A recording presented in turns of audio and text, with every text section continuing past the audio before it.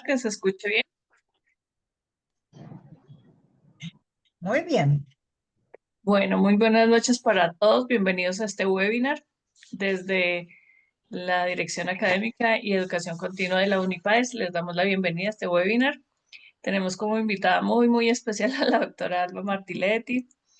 Es una de nuestras docentes de la UNIPAES. Es una de las homeópatas más experimentadas de la universidad y tenemos el gusto de tenerla en este espacio para que nos hable un poco del pasado, el presente y el futuro de la homeopatía. Ella es una experta en este tema.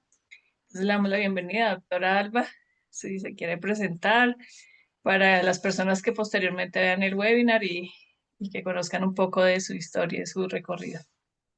Ok, bueno, muchas gracias, doctora Carolina, y le agradezco mucho a la audiencia que está presente en este webinar de reflexión filosófica e histórica, digo yo, ¿no? No a todo el mundo le llama la atención este tipo de webinar, pero pues es importante conocerlo para aprender de las experiencias propias y no equivocarnos nuevamente.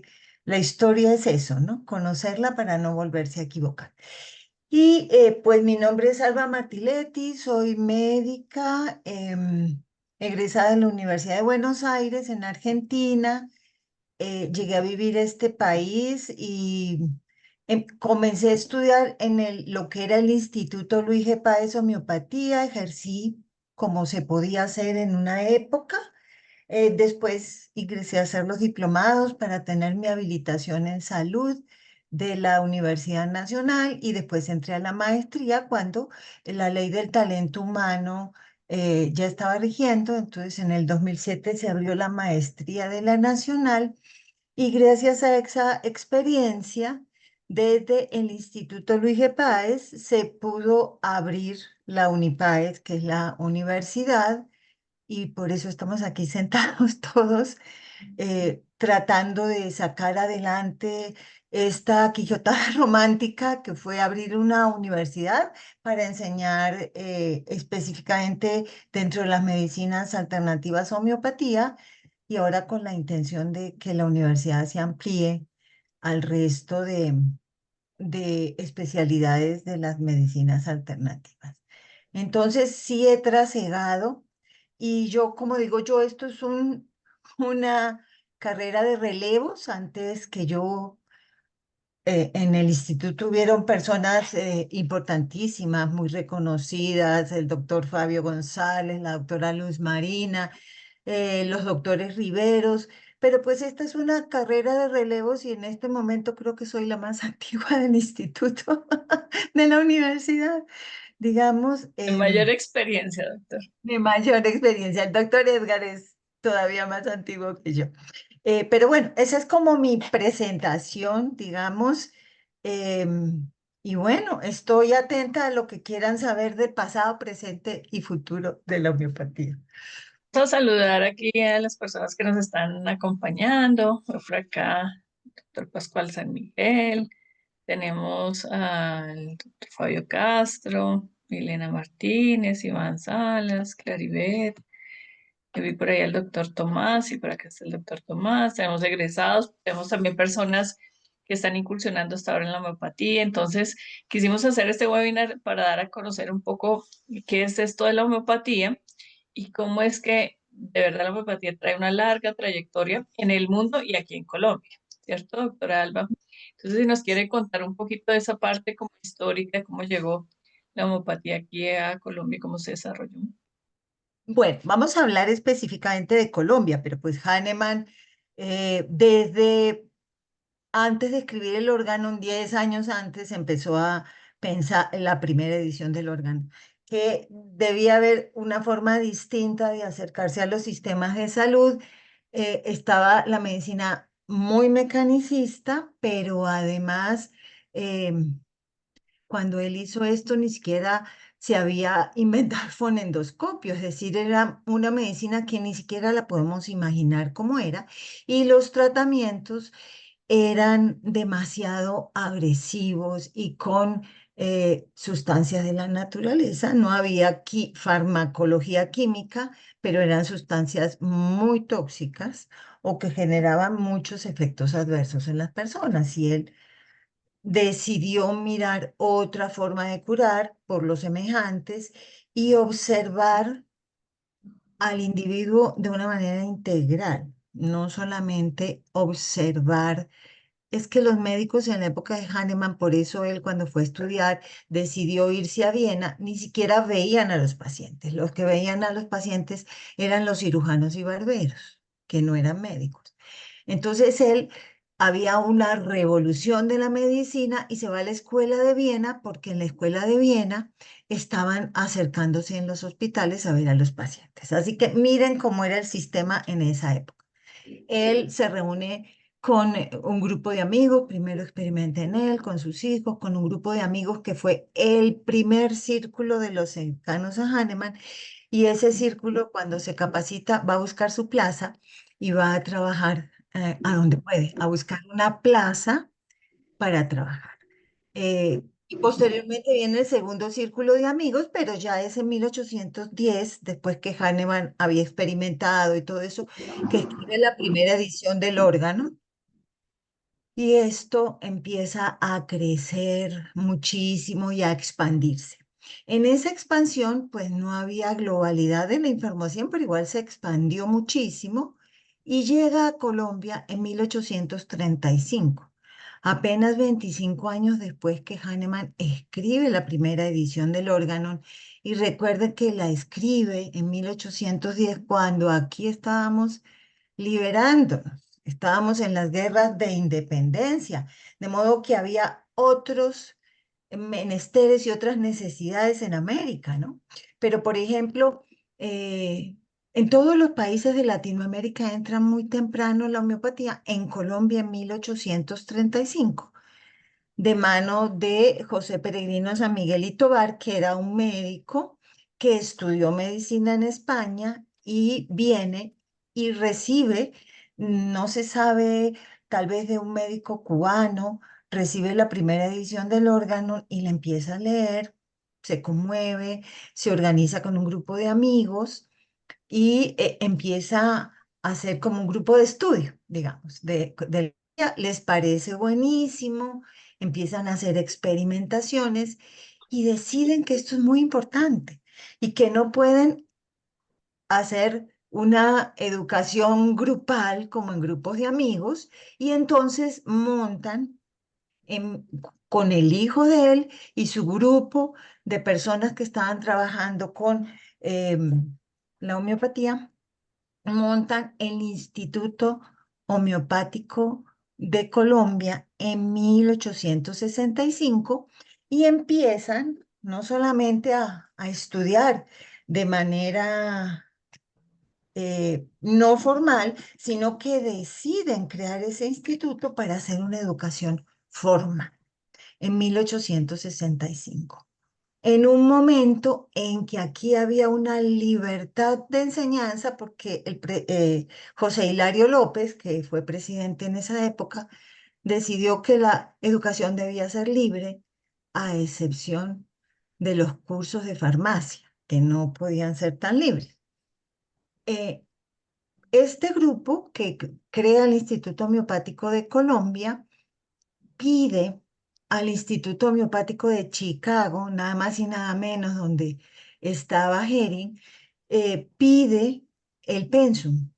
Y el Instituto Homeopático de Chicago le dona, digamos, el pensum, que era el mismo para educarse aquí que en el Instituto Homeopático de Chicago. Y comienza la educación formal en homeopatía.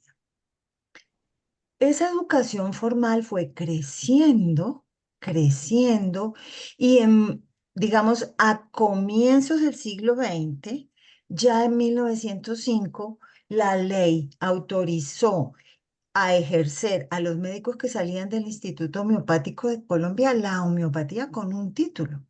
Eran médicos egresados de una institución formal en Colombia. De modo que ustedes miren que desde 1835, creo que es la primera que ingresó a Colombia de las medicinas alternativas. No hay constancia escrita si la acupuntura ingresó antes, Sí, pero pero pues ingresó. sería formal. Sí, sí, muy temprano. Y en 1865, educación formal con un pensum, hacían una revista que se llamaba La Homeopatía. Y bueno, así la educación fue recorriendo los distintos países de Europa y de América, y así se fue extendiendo la homeopatía muy validada por la sociedad. Y aquí fue súper validada porque los títulos eran legales para ejercer, aprobados por la ley de educación, aprobados inclusive por gente de la vida nacional como el presidente Núñez, que fue miembro del Instituto Homeopático de Colombia, igual que el poeta Pombo, que Rafael Pombo, fueron miembros, y siempre las clases sociales altas aprobaron Las muchísimo que aprobamos, sí. el ingreso de la homeopatía. Y si miramos, en el siglo XX también estábamos validados por la sociedad, podíamos ejercer la homeopatía los que estábamos trabajando, no estaba en los servicios de salud pública, y como siempre, las clases sociales altas eran las más favorecidas de la consulta homeopática. De modo que esa historia se repitió en el siglo XX.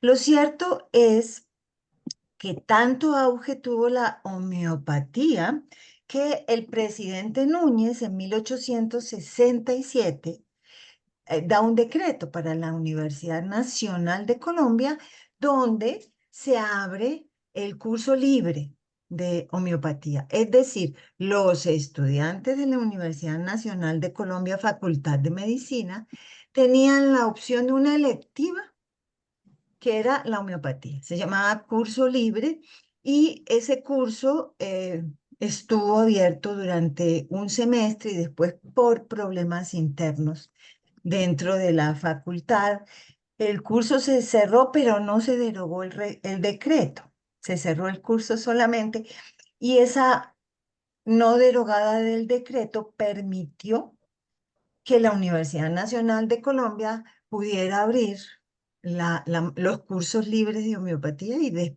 de las otras Pues alternativas, y después la maestría. Es decir, ese fue como el sustento que permitió abrirlos en el siglo XX. Por eso la historia hay que conocerla, porque si no, ese decreto hubiera quedado guardado por ahí. claro. Es muy importante Entonces, porque llevamos mucho tiempo conociendo en Colombia de la homeopatía y a veces creemos que es algo nuevo, que es algo como reciente, que es algo que nos estamos como, entre comillas, inventando y realmente la historia es muy ah, antigua. 190 años que la homeopatía ingresó a este país y que ha sido validada por la sociedad. Es decir, si la sociedad no asiste a los consultorios nuestros, pues nosotros acabamos, ¿no? Muy linda la historia, y dentro de toda esa historia surge el doctor Luis Gregorio Páez Gualtero, que pues era médico. Él fue médico, estudió primero en la Universidad de lo que hoy es la Javeriana, pero en esa época era el Mayor de San Bartolomé, que era colegio y universidad. Pero por los problemas de las guerras civiles se cerró un poquito. Él estaba haciendo medicina y terminó cuando se abrieron las universidades en el Rosario. Él terminó su carrera en el Rosario, un médico prestigioso, un médico de una familia adinerada, con muchísimos bienes. Fue nombrado en la expedición del Carare. Se enferma de paludismo, pero pues se llamaban fiebres perniciosas. No había cómo curarlo en esa época, no estaban los medicamentos que hoy conocemos, y más o menos un poquito desahuciado. Lo atiende un médico homeópata y él mejora. Entonces él decide estudiar esto que le salvó la vida. Esa es la historia de la homeopatía. Casi todos los homeópatas de antes, los antiguos, tuvieron como esas cosas, que fueron curados y entonces deciden estudiar. Así fue Hering, ¿sí?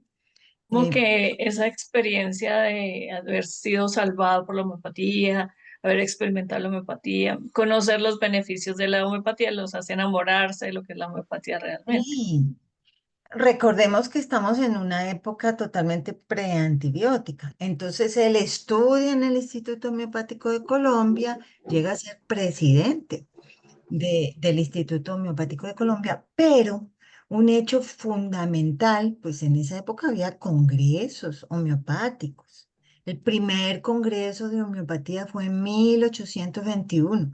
Todavía no había ingresado la homeopatía a Colombia y ya había congresos de medicina homeopática. Entonces, entre medio de todo eso, Luis G. Páez va a Filadelfia en 1914 a presentar un trabajo de investigación de él en un congreso y allá se entera de del famoso informe Flexner, ¿sí? Él se entera del informe Flexner y llega aquí a decir, mire, pues el informe Flexner dice que las facultades de medicina o las instituciones que enseñan medicina, porque es que el informe Fleckner no fue solamente para acabar con la homeopatía, sino fue para revisar los programas curriculares de las universidades y que la cosa quedara pareja, estructurada y muy ética, ¿sí? Esa fue la idea que nos vendieron del informe Flex.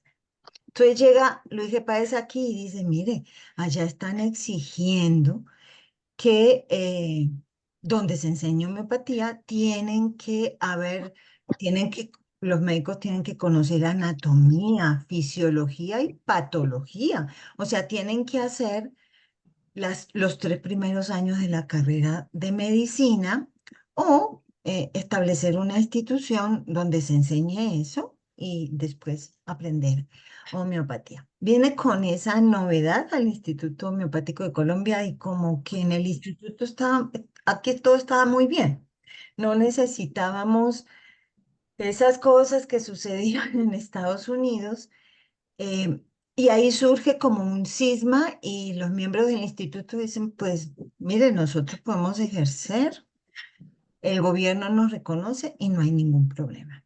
Luis G. Páez entonces intenta crear o crea una cosa que se llamó una entidad que se llamó la Sociedad Hahnemanniana con el interés de hacer como una institución donde se pudiera hablar a nivel Ministerio de Educación de la época cómo podíamos hacer para una educación más sólida y consistente en homeopatía.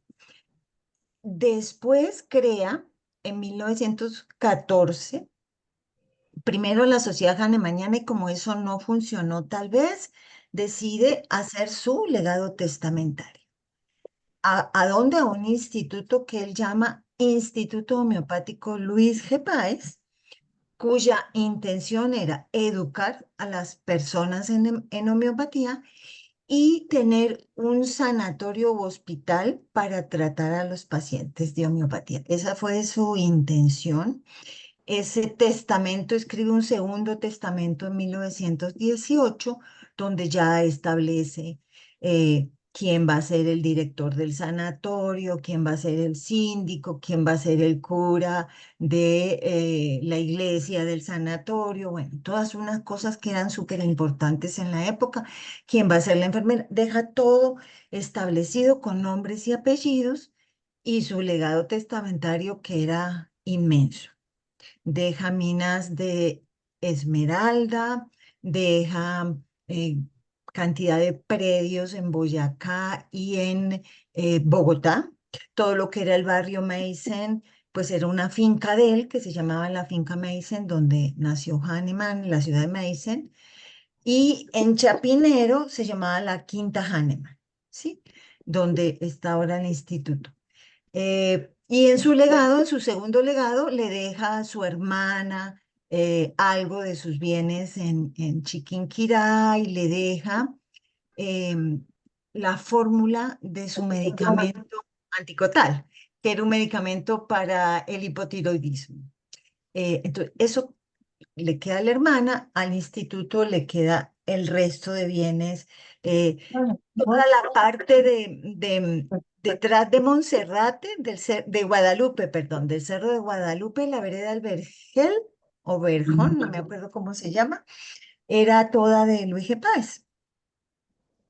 Entonces, después que él fallece, se empieza como a establecer la institucionalización de lo que él dejó y tratar de favorecer su legado.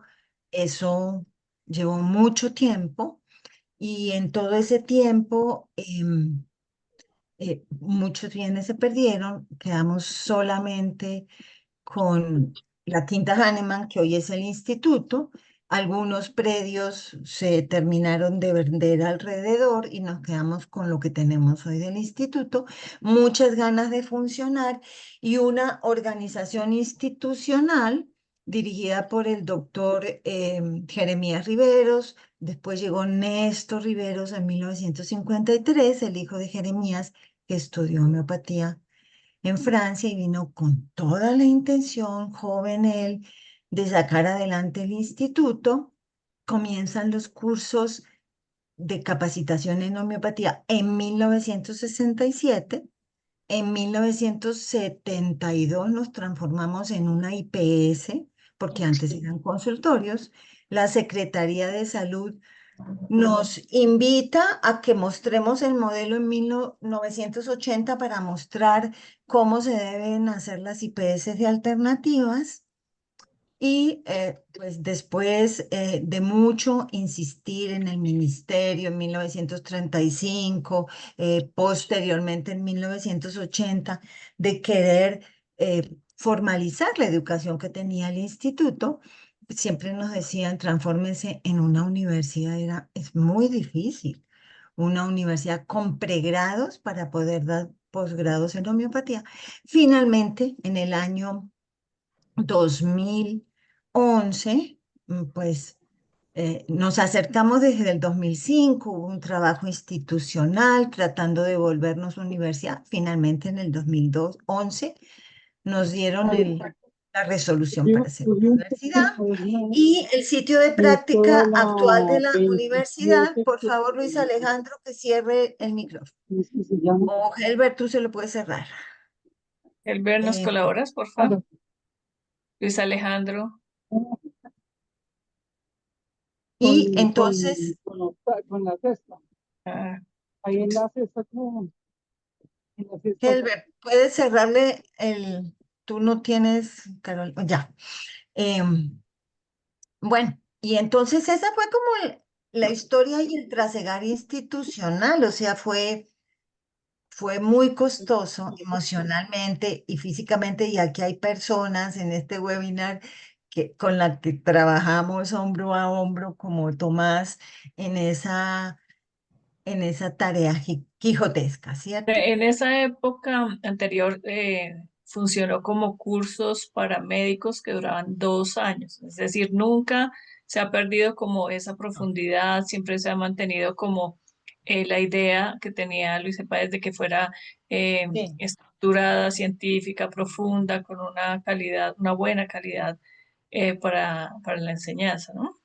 Carolina, 3 años, yo estudié 3 años en el instituto, pues tú estudiaste dos, después eso se transformó en dos, pero eran cursos muy juiciosos, establecidos, con una estructura, eh, se hacía seguimiento clínico, bueno, Prácticas. muy parecido a, pues a la universidad, y era lo que estaba en esa época con lo que podíamos ejercer, ¿cierto? Eso es como a grosso modo en la primera parte del siglo XX hay mucha cosa que investigar, pero pues no creo que ya llevamos media hora hablando de historia. Pero sí hay que rescatar que si la homeopatía en Colombia ha seguido vigente, así por el Instituto Luis G. Páez, que paramédico, ¿no es cierto? Que desde 1965 comenzó a impartir los cursos de estudio formales a los médicos con el requisito de ser médicos.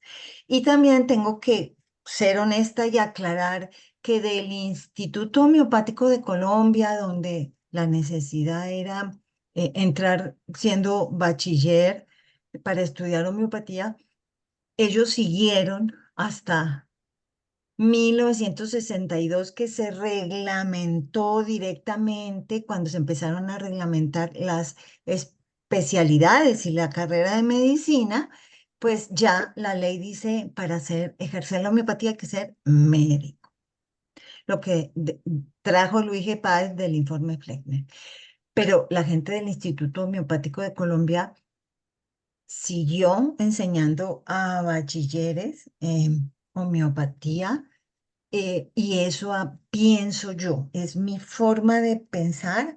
eh, ha habido para nosotros como médicos homeópatas una gran intrusión profesional porque pues ellos están tratando de hacer una cosa que pues es muy difícil, ¿no? Porque para ser homeópata hay que ser médico. Es una cosa lógica, por lo menos aquí en Colombia. Hay que conocer de medicina porque si nos llega un caso difícil, de difícil manejo, complejo, pues uno tiene que conocer los riesgos, la patología y cómo se debe tratar. Claro. Eso es en cuanto a la historia. El Pero pasado. Eso nos ha sí, traído a reestructurar y vino luego la creación de lo que es la universidad, que eso es más de la actualidad. Entonces, doctora, cuéntenos un poquito cómo fue ese proceso de ya convertirse en universidad, porque traemos un legado grandísimo de más de 100 años, pero hemos ido sí, evolucionando. La UNIPAES claro, pues claro. va Eso fue muy evolucionando, va complejo. cambiando. Claro, eso fue muy complejo. No creo que sea pertinente hablar de toda la lucha que tuvimos desde el 2005 que presentamos los papeles hasta el 2011 que nos aprobaron. Fue algo quijotesco, como yo dije al principio, pero lo válido hoy por hoy, en julio del 2025, es que la homeopatía tiene un claro estatus legal diferenciado. Somos una especialidad médica reconocida oficialmente. Una La única especialidad universidad que tiene homeopatía como especialización y el como título como especialista, especialista. En como especialista. Entonces, ese reconocimiento legal, claro, diferenciado, es un super plus. Es un super plus porque uno es un especialista y puede incursionar en lo que todavía no hay como gran integración porque pues los procesos son lentos de la incorporación, pero al plan de las instituciones públicas, al plan de beneficios de salud, es decir, eso nos da un super plus.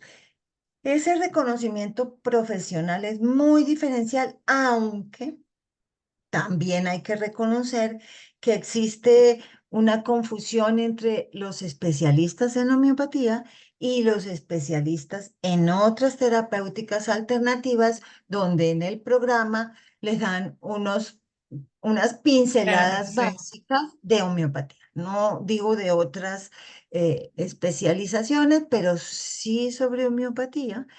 Eso sí lo tenemos muy claro. Y esa confusión en la gente también genera como una intrusión profesional, porque pues la gente sale y piensa que está habilitado para ejercer todo y en realidad pues en las secretarías de salud piden los títulos, miran, analizan y no a todos les aprueban todo lo que han aprendido. Y para nosotros pues también es un riesgo de intrusión profesional porque pues somos unos especialistas y lo mismo sucede con la gente de los diplomados. Yo siempre digo, pues a mí no se me ocurre hacerme atender, por ejemplo, ir a un cardiólogo que haya hecho un diplomado en cardiología. Yo busco Un un especialista. cardiólogo especialista, ¿sí? Lo mismo pasa con el homeópata, con el acupunturista, es decir, es de lógica, ¿no? Lo que yo quiero para mí, lo quiero para mis pacientes.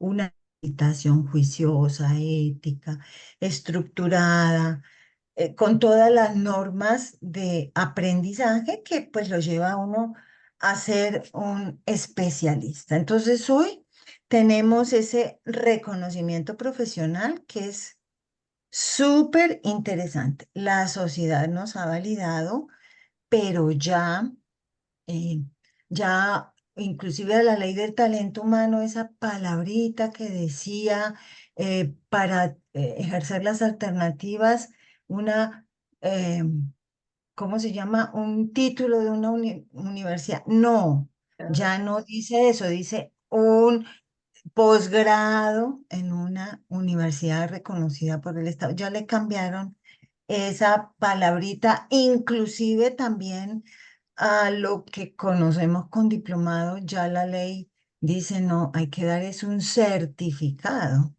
¿sí? De la asistencia, porque los diplomados no desarrollan competencias prácticas, que es lo que se hace en la institución. Por ahí veo quien dice Navarro, doctora del programa educativo Flexner, hoy no, ¿lo quitó o yo no lo veo? Em, el programa educativo Flexner fue dirigido para formar médicos. No entiendo. No fue un programa educativo. El informe Flexner fue un informe que se pidió desde el gobierno de Estados Unidos al doctor Flexner sobre cómo era la educación en Estados Unidos y cómo estaban sobre todo en medicina, y cómo estaban las diferentes escuelas de medicina, ¿no? Antes no había universidades, sino eran escuelas de medicina. Entonces, pues Fleckner revisó los programas y no fue solo en contra de las que enseñaban homeopatía, sino fue en contra de muchos que él llamó como instituciones de garaje, podríamos decir, y se empezaron a solicitar unos requisitos eh, comunes. Recuerden que Estados Unidos son estados independientes con unas disposiciones independientes, no es como aquí que las leyes son nacionales. Allá hay leyes nacionales, pero también hay estatales. Entonces, el informe solicitaba que todos los estados de Estados Unidos tuvieran como unos estándares mínimos para la enseñanza de la medicina en Estados Unidos. Y eh, eso fue a todas partes. Sí, sí, fue un estudio patrocinado por Oh, sí, Rockefeller, claro. pero que funcionó. ¿Sí? Y funcionó, y tanto que se cerraron muchísimas instituciones en Estados Unidos, y como todo en esta vida, eso es una bola de nieve que se replica y se replicó. Pero no fue solamente contra las instituciones de alternativas, fue contra todas las instituciones que se consideraban no intrusivas con con una educación, con unos parámetros un poquito de estándares de mayor nivel. Pero bueno, Doctora, ¿qué podríamos sí, decirle nosotros a las personas que nos vean posteriormente sobre la importancia de hacer una especialización en homeopatía, que actualmente, pues digamos que es lo que se ofrece en la Unipaes y que además se correlaciona con lo que pide pues el Ministerio de Salud, el Ministerio de Educación también expide unos títulos? sí. ¿Qué le podríamos decir a las personas de lo que está ocurriendo actualmente con ese tema? Pues bueno, actualmente, primero en el país hay un crecimiento en el interés de las medicinas alternativas dentro de las entidades estatales. Yo no digo de la sociedad, porque siempre la gente ha ido a los consultorios de los médicos alternativos, podemos decir en general. Y de los homeópatas, pues sabemos que sí. Lo que pasa que la Organización Mundial de la Salud promueve la integración de la medicina convencional con las medicinas tradicionales y complementarias. Desde el 2014 se está promoviendo. Y eso lo promueve a nivel mundial. Y ya en Colombia, el Plan Decenal de Salud Pública del 2022 al 2031 ya dice que hay que incursionar con las medicinas alternativas en los servicios de salud. Entonces, eso es muy benéfico porque ya el país está mirando. ¿Y esa incursión cómo debe ser? Pues como lo pide la ley del talento humano, con un posgrado en la alternativa que quieran ejercer, ¿sí? Y eso es porque también hay una demanda social creciente y al incursionar, pues se va a abrir la posibilidad del ingreso a las instituciones públicas, porque las privadas tienen eh, todavía médicos alternativos en sus sistemas, pero las instituciones públicas son muy pocas las que cuentan con médicos alternativos formales, ¿no?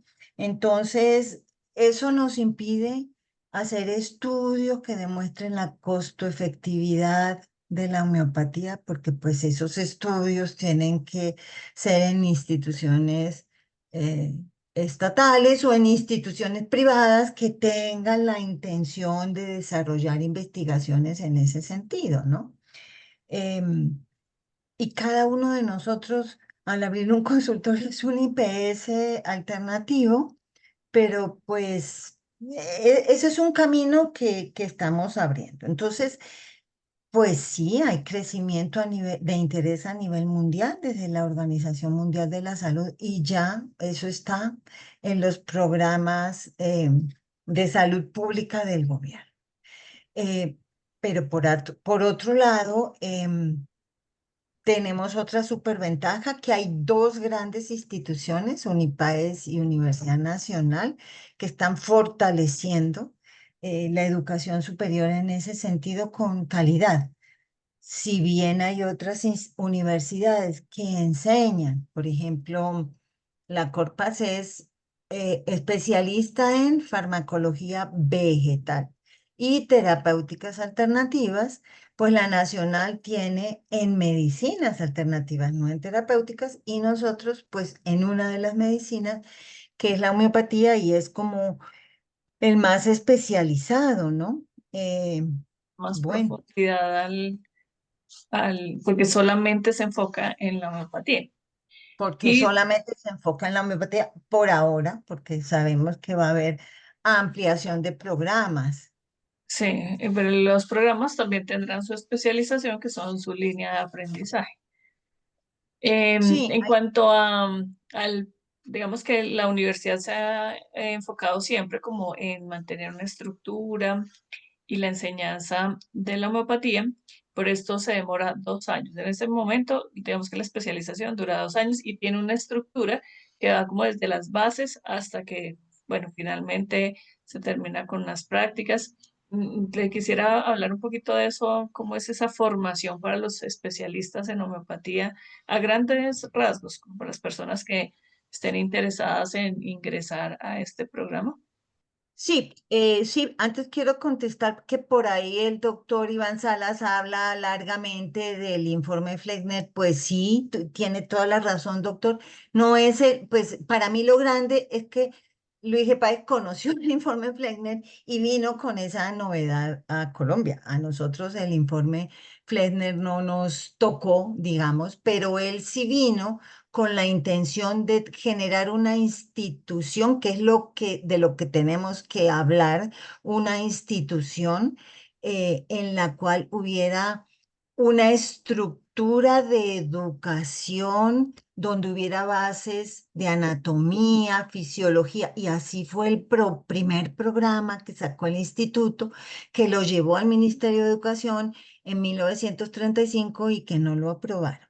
Y finalmente, pues el instituto decidió recibir médicos formados, porque es que si alguien, pues nos decían, Adelantado ese. entren a una universidad a estudiar los 3 primeros años de medicina y después entren al instituto. Una persona que entra y hace 3 años de medicina, después termina medicina y no venía a estudiar homeopatía. Esa es como la idea. Pero volviendo al tema de hoy, o el tema que necesitamos hablar es, bueno, hablar un poquito de la malla curricular, ¿quieres tú, de la institución? Para hablarles un poco a los interesados, pues para que vean cómo es amplia Bueno, entonces, pues sí, hay unos conocimientos fundamentales en cuanto a la filosofía homeopática, que es como como esos ladrillos fundamentales para construir los conocimientos en homeopatía. Entonces uno con ese ladrillo que está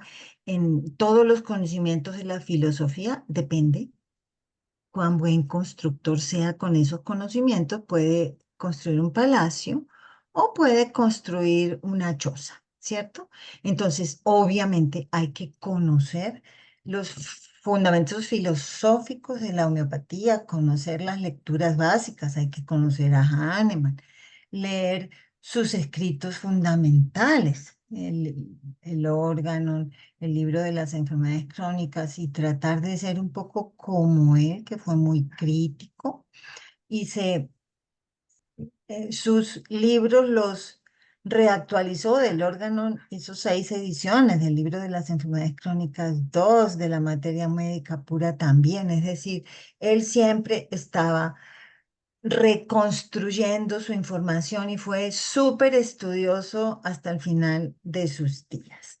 Entonces, pues hay que conocer la filosofía, hay que saber cómo aplicar la semiología homeopática, conocer un poco de nuestra herramienta en el unicismo, que es el repertorio. Incursionamos un poco también en investigación, porque pues al ser una especialidad tenemos que hablar un poquitico de investigación y de oportunidades de generar evidencias clínicas, por ejemplo, o evidencias de filosofía o de profundización en temas específicos, pero para mí lo más importante y fundamental es la clínica que permea transversalmente todo ese conocimiento de la materia médica, que hay que estudiar la cabalidad y seguirla estudiando como estudiamos medicina, ¿no? Constantemente. La homeopatía también se está reconstruyendo. Hahnemann nos puso el piso del edificio, nos sentó las bases, pero la homeopatía se está reconstruyendo. Estamos intentando hacer una homeopatía lo más hahnemanniana posible, porque dentro de los conceptos del unicismo está la kentiana, la hahnemanniana. Es una forma de trabajar con la homeopatía como la trabajaba Hahnemann. Y pues hoy por hoy hay investigaciones en nuevos medicamentos homeopáticos, lo que Hahnemann llamaba las sales, que son los medicamentos compuestos, que cuando uno revisa esos libros clásicos, pues hay algunos medicamentos que no son los policrestos y que los clásicos, Lippe, Allen Timothy, Allen Henry, Clark, todos utilizaban una serie de medicamentos y me entusiasmo de ver eso. Entonces, el programa es muy completo, se estudia la materia médica, que sería De como la científicas también, ¿no? farmacología. Porque es una de Sí, las cosas que debemos como validar de la homeopatía y es que desde un comienzo ha sido muy científica. ¿Qué hizo Hahnemann? claro. Experimentación que es investigación, que es algo científico. Mira, claro, en 1835 hizo la primera experimentación pura doble ciego. O sea, en 1835, porque experimentación pura es como la fase uno de los ensayos clínicos. Por eso se llama hoy ensayos clínicos patogenéticos, ¿sí? Y la hizo en 1835 con doble ciego, Dios mío. Era un personaje. Hay que rescatar muchas cosas de Hahnemann, muchas, que nos dejó sustentado en los conocimientos. Entonces, la idea, pienso yo, es que lo que más me gusta de la especialidad es esa, en la clínica se permean todos los conocimientos, entonces se aprende pues a aplicar los fundamentos filosóficos, a hacer un análisis juicioso de la materia médica, a poder descubrir qué nos quieren decir los pacientes con lo que nos dicen, para poder traducir eso al lenguaje repertorial. Y pues hay que capacitarse siempre, ¿no? Entonces yo pienso que futuro tenemos muchísimo. Desde las universidades, fortalecer esta educación superior, avanzar en la acreditación de calidad de los programas, eso es súper importante, reactualizar la malla curricular, eso es una indicación del ministerio, También. entonces estamos constantemente revisando, actualizando con lo que los estudiantes nos dicen, pero por sobre todas las cosas pienso que lo más importante es que la gente que quiera entrar a estudiar homeopatía entienda que esto no es un diplomado, que esto es una especialización, ¿sí? Con presencialidad asistida por TICS. Claro, eso es un potencial que tenemos en este siglo después de la pandemia, que es poder trabajar en este sentido y eso ayuda muchísimo, ¿sí? Eh, Evolucionando con la tecnología, nos apoyamos. Vamos evolucionando. Y esa evolución de las tecnologías me parece que es esta transformación digital, digamos, de la educación, nos puede ayudar muchísimo, eh, sobre todo en la educación de posgrado. A mí me parece que la gran oportunidad también de la universidad, además de educar en el posgrado, es hacer la educación continua en posgrado y por eso estamos aquí.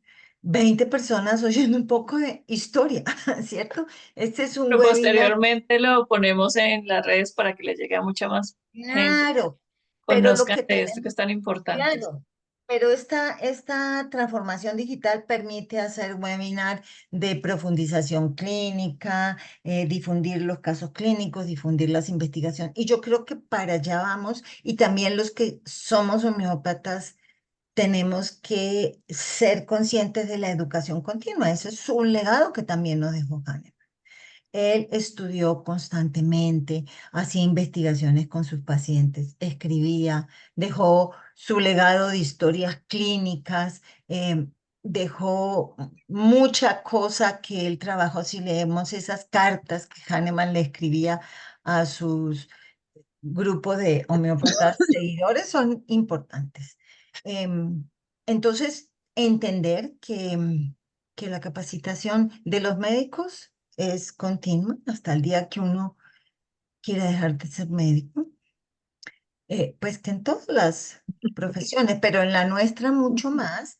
Y la capacitación de homeopatía es lo mismo. Hahnemann. La homeopatía está creciendo, la homeopatía está evolucionando, como decía, él nos dejó las bases y el edificio lo creamos nosotros. Por eso cuando uno entra y mira las investigaciones actuales, donde se trabaja en verificación clínica, evidencias científicas, se revisa lo que hay escrito hasta ahora, pues me parece buenísimo. Entonces, para mí la conclusión es que deben saber que el potencial que tenemos de aquí en adelante es enorme, igual que la responsabilidad de las personas que ingresen y sacando esto adelante, el sueño de Hahnemann y el sueño de Luis G. Páez, de una manera ética,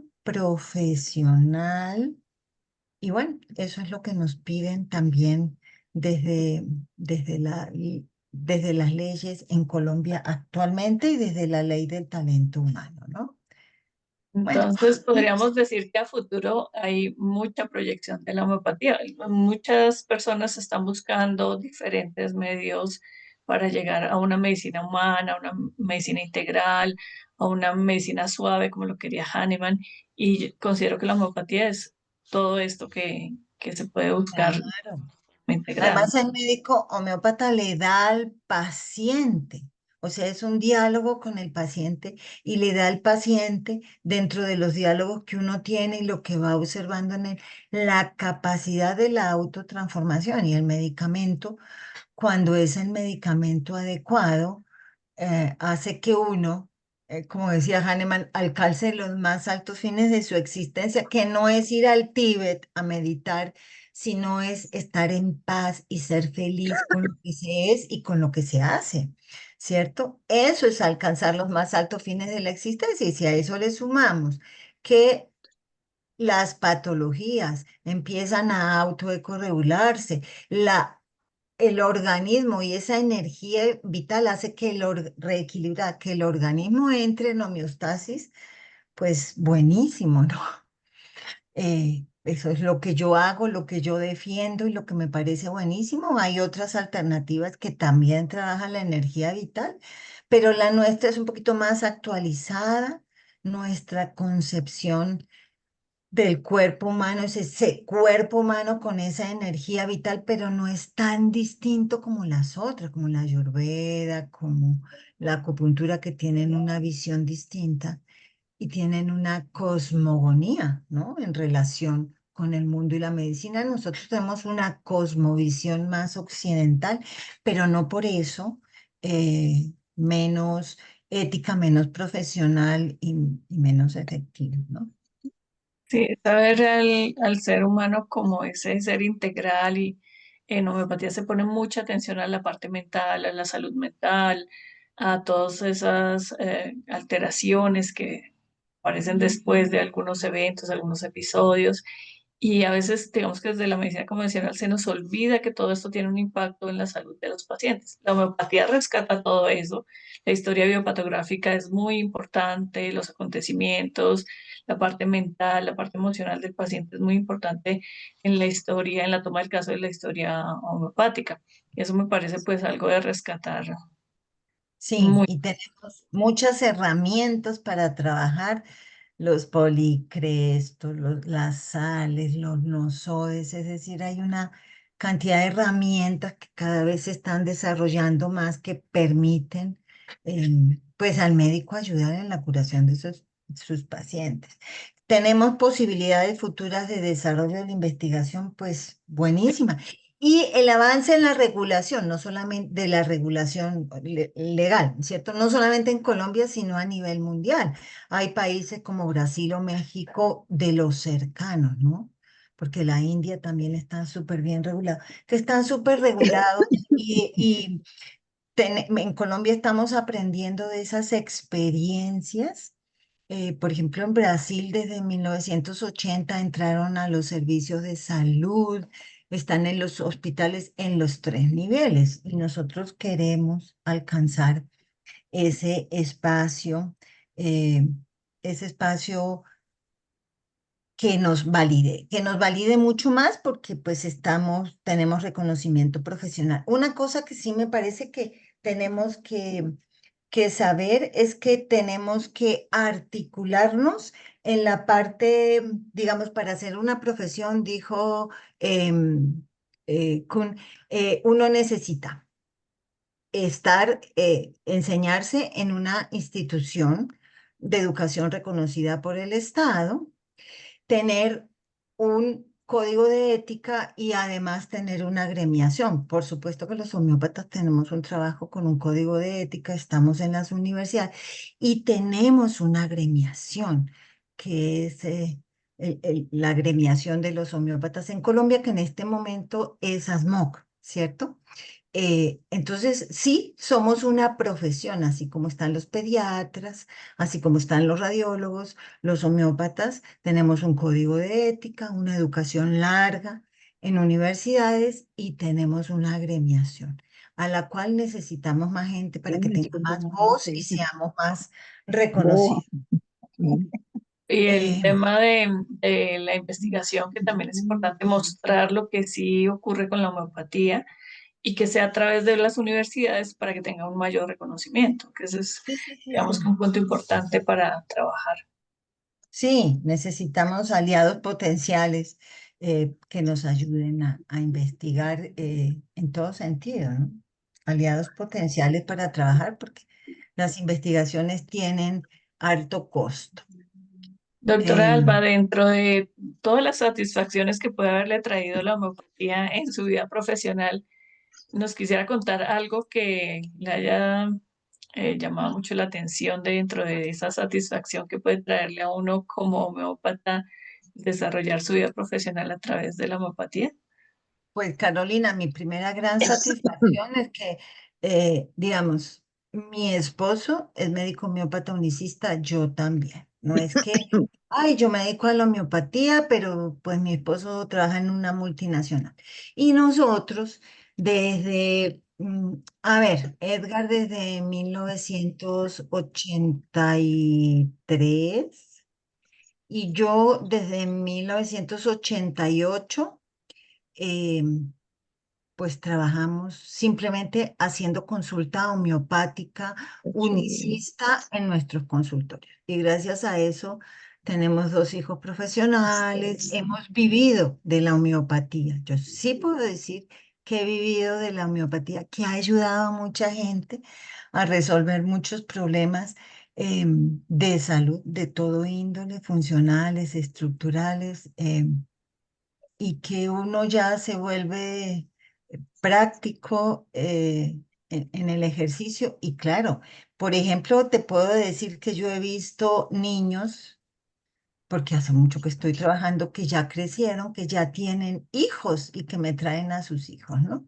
Entonces, cuando yo veo que entran esas personas que yo conocí en hermanaditos de 2 años y que hoy me traen a sus hijos, eso es una gran satisfacción porque sienten que la cosa funciona, ¿cierto? Y la otra, pues yo, era una época que no había redes, que no había cómo promocionarse. La promoción nuestra era un buen ejercicio profesional y el voz a voz de las recomendaciones de los pacientes. Ahora, mucha cosa que recomiendan en las redes, mucha forma de mostrarse, pero si me quieren preguntar, pues esa ha sido mi gran satisfacción, ejercer a conciencia, ejercer de la mejor manera. Es decir, yo siempre le digo a los estudiantes, mire, estudie lo que usted sienta que tiene que estudiar, ejérzalo, pero hágalo bien,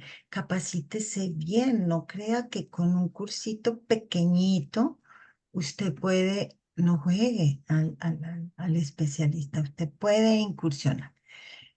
Pues antes podíamos estudiar, como tú me preguntabas, 3 años en el instituto, es que no fue un día, no fue un curso de 100 horas, 80 horas, 120, fue un curso de 3 años. Eh, el diplomado que daba la Universidad Nacional, que fueron 2 años, fue un diplomado de 1.280 horas, es decir, casi entonces, pues es eso. Si quieren realmente estudiar homeopatía, concientícense que esto es bueno, es profundo, es holístico, em, y que tiene uno que poner tiempo de su Una parte, gran responsabilidad, también pero me parece responsabilidad. que trae Y una gran...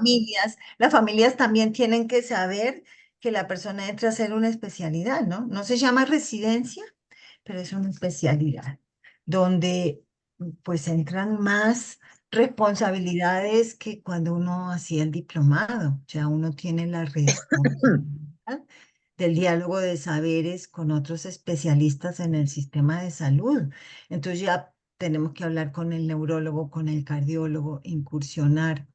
eh, ya estamos en el sistema, ya muchos nos aceptan, pero pues por supuesto hay que tener un diálogo ético de altura y equilibrado, ¿no? No escondernos, Sí, digamos. claro, y es que eso es importante, reconocernos también como especialistas, reconocernos también a nivel y saber que no estamos, digamos que como peleando con otras especialidades, porque eh, así como en un hospital se hacen interconsultas, aquí también se puede trabajar en equipo con las diferentes especialidades. Esa sería Pues sí. como la idea para llegar a... En una época había dos asociaciones de homeópatas, estaba ASMOC y ASCOHOM. Con ASCOHOM entramos a sociedades científicas. Fue reconocido por sociedades científicas y entonces esa primera vez que había que ir a la reunión de sociedades científicas que nos iban a presentar, entonces el presidente me dijo, bueno, Alba, venga y vamos a presentarnos muertos del susto, yo por lo menos, no sé él no.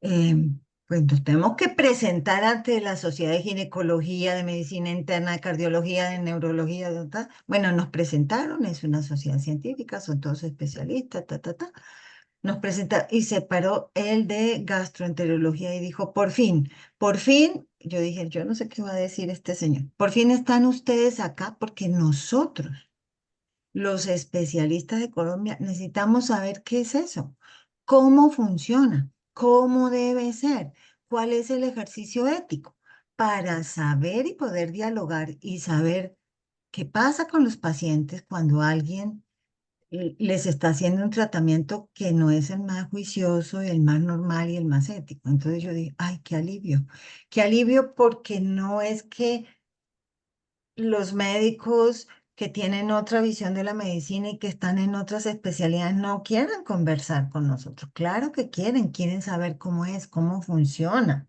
¿sí? Es bien interesante. Entonces sí tenemos que hacerlo a conciencia y mostrar nuestro ejercicio bien hechecito. Claro, yo creo Muy que cuando bien. hay algunos malos comentarios o comentarios que no valían la homeopatía, es más por el desconocimiento de lo que realmente es la homeopatía o también por el ejercicio de personas que no tienen realmente el conocimiento, que son dos Lo que yo factores. llamo la intrusión profesional. Eso es lo que yo llamo la intrusión profesional. Somos una especialidad y hay una intrusión mm, de, de, de lo nuestro con unas bases un poco más débiles, de pronto un poco mucho más débiles si uno no tiene conocimientos médicos. Entonces, pues esa es la idea, tratar de que la cosa esté bien desarrollada en función del servicio, porque los médicos entramos a hacer una carrera porque queríamos hacer servicio. Yo siempre pienso eso, no creo que la gente vaya a estudiar medicina si no quiere hacer servicio. Entonces, para servir a la comunidad tenemos que hacerlo estando nosotros tranquilos, haciéndolo bien, felices con lo que hacemos, pero muy ético. Dentro Así de que las como, sí, señora, normas de lo que nos rige pues, en Colombia, donde está. señora, sí, señora. Doctora Alba, Tenemos muchas gracias Gracias, los por invito a el todos. conocimiento, por compartirnos la información.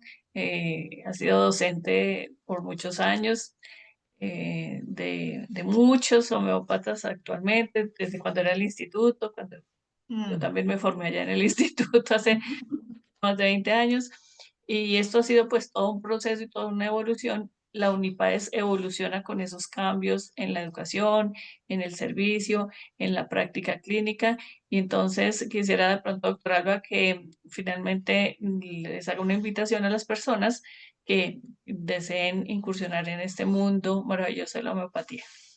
Sí, claro. Los invitamos a que participen, a que nos ayuden a hacer una voz colectiva fuerte y unificada del ejercicio profesional de una especialidad robusta, con bastante conocimiento conocimiento científico, ¿no? Por ahí Carolina nos preguntan cuántos homeópatas graduados hay en la universidad. No tengo ese dato hoy. De 260 más los últimos graduados, más de 260 egresados. Bueno, tenemos una buena. Desde que es universidad, claro, ¿no? Que Sí, claro, desde que es universidad, o sea, desde el programa de muchísimos medicina más, sí. entró en el 2014, o sea, en 20 años, en el 2014 noviembre, ¿no? Entonces, em, 20, 11 añitos de capacitación de personas que le apostaron a esto. Con el Bueno, título de especialista en sí, medicina claro. homeopática. Porque antes en el instituto pues era otra validación diferente con los títulos. Sí, sí, sí. Bueno, muy bien. Entonces, muchas gracias a todos por haber querido estar una hora hablando de Está bien. historia, hablando del pasado un poco que nos lleva a valorar ese futuro que tenemos, ¿no? Y a ver que tenemos que eh, seguir en esto. Validarnos a los que estamos en este camino como miren todo lo que ha pasado para que estemos hoy aquí y qué bueno que podamos compartir también estos espacios con egresados de la universidad, con homeópatas experimentados y pues invitarlos a que nos sigan acompañando en estos espacios, en estos webinars. las personas que estén interesadas en la especialización y también pues a través de educación continua que nos ayuda a fortalecer lo que es la universidad y a crecer un poco más. Le Bueno, damos gracias a la doctora Alba y muchas gracias a todas las personas que estuvieron muchas pendientes gracias a todos por la participación y nos estaremos viendo en otro encuentro. de otro webinar. Bueno, que estén muy bien. Gracias. Buenas noches Adiós. para